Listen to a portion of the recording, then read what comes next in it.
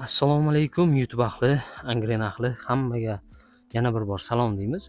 Mana shu darvozaxonamizning orqasida 4 sotikli uyimiz hozir sotuvga qo'yilgan. Manzilga keladigan bo'lsak, manzilimiz Angren shahar Maydon mahallasida. Maydon mahallasida shundoq mana darvozadan kirganimizda ko'rishingiz mumkin 4 sotikli uyimiz. Bu yog'imizda esa kattagina bo'lib turib darvozaxona qilib qo'yilgan. Kirganimizda mana o'ng tomonimizda gazlarimiz qo'yib qo'yilgan.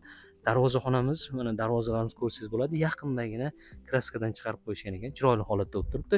Kirganimizda ikkita tomonimiz, bu tomonimiz mana shlaka blok bilan berkitilgan, bu yog'imizda g'ishtlar bilan berkitilib qo'yilgan. Xo'p.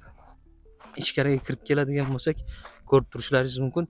Mana shu joyimizning o'zi ham ancha katta holatda. Bunaqasiga to'g'rimizga 25 metr, bu joyi o'zidan esa oxirigacha 20 metrli joy. Bu tomonni hali hisoblaganimiz yo'q. Xo'p. Endi uyimizga keladigan bo'lsak, uyimiz bu tomonimizda ikkita xona, mehmonxona, bu yog'imizda ham xuddi shunaqa ikkita xona, mehmonxonalarimiz joylashgan. Bu joyimizda esa hozir uy egalarining o'zlari yozda mazza qilib o'tiradigan holatda, ya'ni oshxona sifatida foydalanishyapti. Oshxonada o'tirib ham choy ichadi, ham mana televizor, boshqa holatlar. Hozir chiroq bo'lmagani uchun chiroq o'chibdi. Shunga qorong'uroq bo'lib turib ko'rinyapti ozroq. Shlaka blok faqat mana shu ustun o'zi shlaka blokdan ko'tarilgan, uyimiz esa xohishdan ko'tarilgan. Ko'rishingiz mumkin, eshiklarimiz akfadan ekan. Bu tomonimizda ham oynalarimiz, bu tomonimizdagi oynalarimiz esa akfadan qo'yilgan. Bu joyimizda oddiy oynali. Xo'p, hovlimiz steyshkalar chiroyli holatda qilib qo'yilgan. Bu joyimizda esa hovlida hojatxonasi joylashgan. Atrofimiz hammasi bekitilgan. Bundan tashqari bu yoqqa keladigan bo'lsak, mana bu joyda yuvinish, ya'ni hammom uchun joy ham o'zingizga qilib ketsangiz bo'lar ekan. Bemalol orqada mana joy tashab ketilgan. Mana shu narsa uchun kim oladigan bo'lsa, o'ziga moslab chiroyli holatda qilib olsa bo'ladi. Hovlimizni ko'rib turibsiz, ancha katta holatda va bu joyimizga kim xohlasa, istagan odamlar bog' qilib olishi mumkin.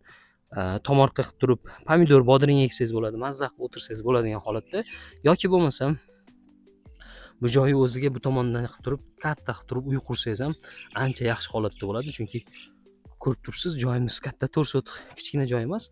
O'shaning uchun juda ham mos holatda bo'ladi. Mazza qilib turib yashasangiz bo'ladi. U yoqdan bu tomonga qarab katta qilib uy quradigan bo'lsangiz, bu tomonimizni darvozaxonani yopadigan bo'lsangiz ham yaxshigina holatda bo'ladi. Xo'p, endi hammaga qiziq joyi, ya'ni narxiga kelamiz. Narxiga keladigan bo'lsak, bu joyimiz uchun egalari $45,200 so'rashyapti.